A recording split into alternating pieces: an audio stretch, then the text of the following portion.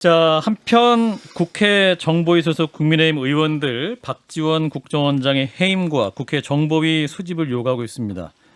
국민의힘 대선 경선 후보이기도 한 하태경 의원을 연결해서 말씀 들어보겠습니다. 의원님 안녕하세요. 하태경입니다. 예, 자 박지원 국정원장 해임을 주장하는 성명서까지 내셨더군요. 어떤 이유로 예, 내신 예. 겁니까? 이번 사건은 참 재밌기도 한데요.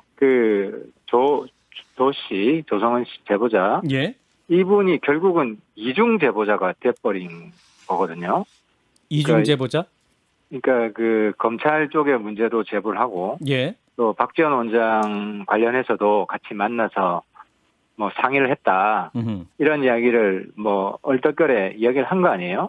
예, 근데 이제 그 이야기한 정황을 보면 이게 없는 사실을 자기가 가공해서 이야기할 가능성은 낮다. 음흠.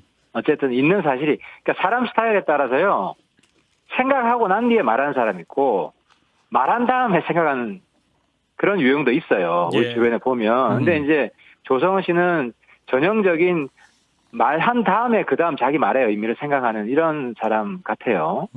그래서 어쨌든 결과적으로 박지원 원장이랑 협의를 했다, 공모를 했다, 이 편기를 누설을 한 거라고 보이는 거죠. 그래서 이건 명백히 국정원 그 정치 관여 금지법 위반을 한 아주 중요한 정황이다. 라고 보이는 거죠. 조성은 씨가 이제 오늘 뉴스쇼에 나와서 했던 얘기를 보면 이제 우리 원장님이나 제가 원했던 날짜나 상의했던 날짜가 아니다. 이 문제의 발언은 얼떨결에 나온 거고 박지원 원장은 전혀 상의할 대상이 아니다.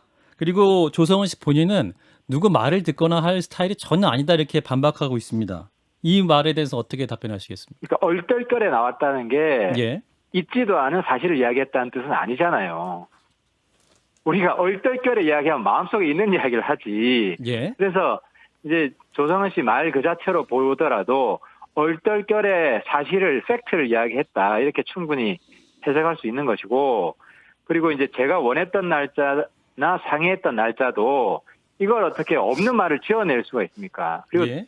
특히 중요한 게, 저도 이제 정치를 해보면 가장 정치적 판단에 어려운 문제가 뭐냐면 타이밍이에요. 예. 어떤 발표를 하거나 어떤 폭로를 하거나 어느 타이밍에 할 것인가가 가장 어려운 문제고, 이게 이제 정치 도사들이 잘하는 영역입니다.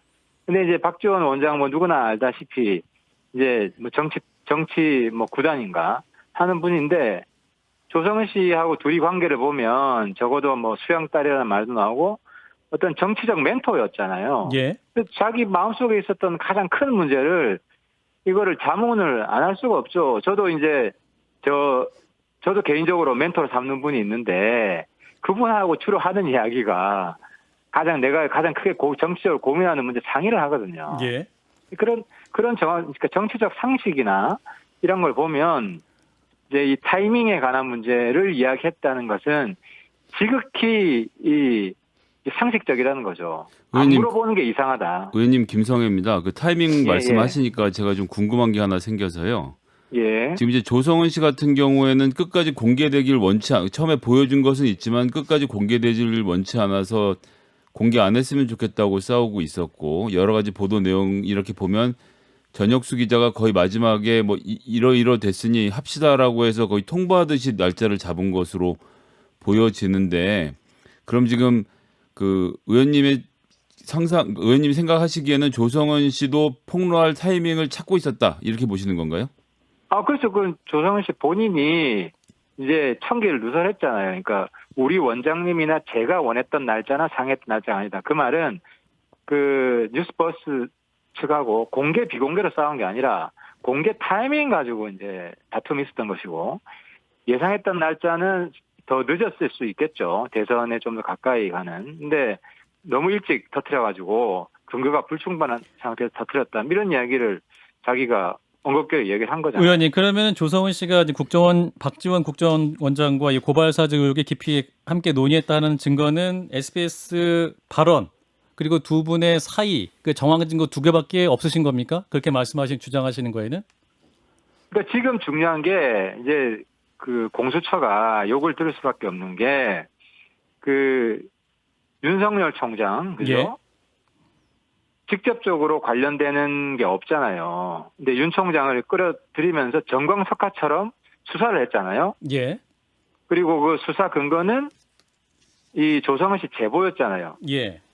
근데 조성은 씨가 어쨌든 공개적인 언론에 나와서 결과적으로 사실상 제보를 한 건데 그러면 휴대폰도 압수수색하고 지금 국정원장실을 털어야죠. 그러니까 결과적으로 두 가지 다 제보를 한 건데 한쪽 제보에 있어서는 번개처럼 하고 한쪽 제보에 대해서는 무시하고 국정원장에게 이런- 제보했다는 증거는 없지 않습니까 지금? 그러니까 아니, 국정원장과 TV에 밥을 나와. 먹었다는 거지 조성은 씨의 증언도 그렇고 지금 이제 박지원 국정원장 역시 야당이 헛다리 짚고 있다. 단역 배우도 아닌 사람을 주연 배우로 만들고 있다 이렇게 주장하고 있지 않습니까? 아니 그러니까 결과적으로 우리가 수사를 할 때 네. 단서를 가지고 들어가는 거 아닙니까? 예. 근데 지금 맥락으로 보면 그 국정원장에 대해서 자기의 심중을 털어놓은 다음에 그 다음 이야기들은 이걸 부정하는 이야기가 아니잖아요. 맥락을 보면. 그럼 충분히 이거 가지고 수사를 할 수 있는 거죠. 수사의 단서가 되는 거죠. 정미영 최고위원이 질문하시겠습니다. 예. 네, 의원님 정미경 예. 최고위원인데요. 정 네, 최고위원. 예. 이 조성은 씨가 보통 공익 신고를 할 때는 보통 권익위로 가잖아요. 근데 그렇죠. 권익위로 가면 보통 2달이 걸린다고 해요. 예. 그래서 이분이 그랬는지 모르겠지만 하여튼 대검에 가고 거의 뭐 정광석화처럼 뭐 이틀인지 3일이 걸렸는지 모르겠지만 그 한동수 부장이 결정을 하잖아요. 감찰에. 예. 그러면 이 대검의 이 신속하고 이 빠른 그 공익 신고인으로 인정하는 그 과정에서 박지원 국정원장이 개입하고 도와줬다라고 네. 생각하십니까?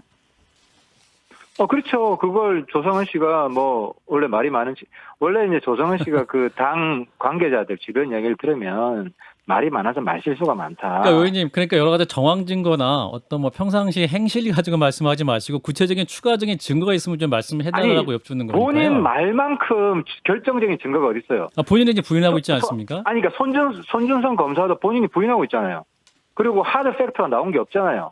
일방적인 주장 아니에요 지금. 손중성 검사의 경우는 여기 텔레그램 메시지가 있고 여러 가지 정황 증거가 아니, 나오고 그러니까 있죠. 텔레그램 의원님. 메시지도 네. 지금 충분히 조작할 수 있다는 이야기가 나오고 그게 결정적인 증거는 아니잖아요. 한쪽의 일방적 진술이잖아요. 지금까지 드러난 것으로는 김웅 검사와 손중성 검사 간의 텔레그램이 왔다 갔다 하는 것이 명확하게 드러나고 있습니다. 오늘 아침에 그러니까 김현정의 뉴스에 내 말을- 드러난 텔레그램 자료를 보면. 아니, 네. 그러니까 그것도 조작이 가능하다는 것이고 그래서 수사해봐야 아는 거잖아요. 예. 다 증언이에요. 증거고 그리고 문제는 자기가 법정에서는요 그걸 부인을 하더라도 그 맥락상 특히 정치 관련된 거는 얼마나 설득력이 있느냐 가지고 유죄 무죄 근거를 삼습니다. 예. 때문에 박지원 원장 관련해서 부지불식간에 나온 이야기나 손준성 관련해서 여러 가지 나온 이야기나 그 무게에 있어서는 결코 다르지 않고 특히 문재인 정부 입장에서는 가장 국정원 관련해서 최고치적으로 정치관의 금지를 꼽거든요. 예. 늘 박지원 원장이 우리 정보위 오면은 그걸 자랑 삼아 이야기를 해요. 이런 상황에서는 이건 극히 위험한 국기 문란 사건이에요. 국정원장이 그 자체도 이제 정치에 규명될 개입했다는. 사실인 것 같고요. 그러니까 그런 수사를 왜 안 하니까 제 포인트는 네. 왜 공정하게 수사를 안 하냐. 정광석화처럼 박지원 원장 같은 경우도 오늘 윤석열 후보 측에서 이제 박지원 원장과 조성원 씨 그리고 동석을 한 것으로 추정되는 성명 불상자 한 명을 공수처에 고발을 했습니다. 그러면 이제 공수처에서 어떠한 충분히 그 범죄 소명이 되면 수사를 할 수 있겠죠. 그 의원께서 그러니까 박지원 원장 같은 경우는 자기 무고를 입증하기 위해서라도 핸드폰을 제출해야 돼요.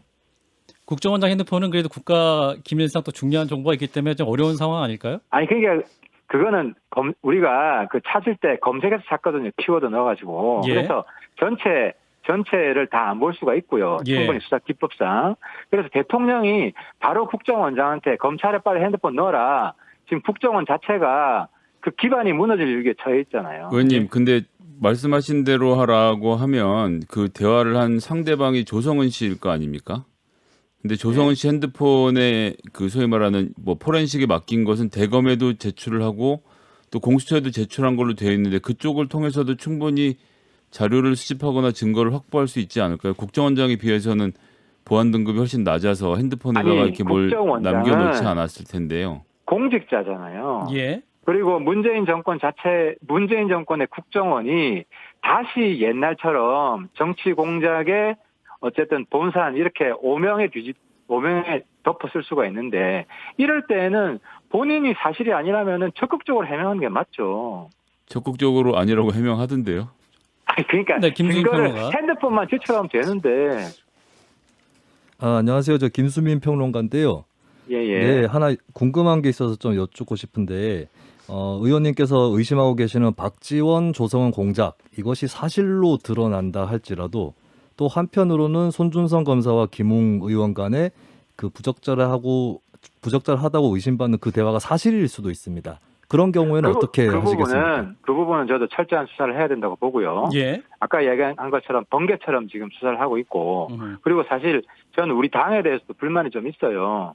이게 그 고발장이 뭐 최광욱 의원 관련해서는 제출이 됐잖아요. 예. 그리고 고발장이 지금 유사한 면이 있고 근데 조성은은 자기가 당에 안 줬다 그래요. 이게 뭐 아구가 안 맞아요, 앞뒤가. 그러면은 당 관계자를 통해서 최종적으로 고발장이 접수된 게 있기 때문에 이건 당 내에서도 철저히 진상규명을 해서 어디까지 확인했고 이걸 종합 발표를 좀 해야 된다고 보고요. 아무튼 제 포인트는 전형적인 친문 무죄 반문 유죄 프레임으로 한쪽만 편파적으로 신속하게 수사하고 딴 쪽은 그냥 지켜보고 있다. 방임하고 있다는 거죠. 그런 의미에서 박지원 원장에 대한 공수처 수사도 빨리 신속히 진행이 된다 이런 입장이신 거죠? 그런 겁니다. 예, 당장 알겠습니다. 내일이라도 압수수색 들어가고요. 예, 의원님 입장 여기까지 듣겠습니다. 고맙습니다. 예, 감사합니다. 네, 국민의힘 하태경 의원이었습니다.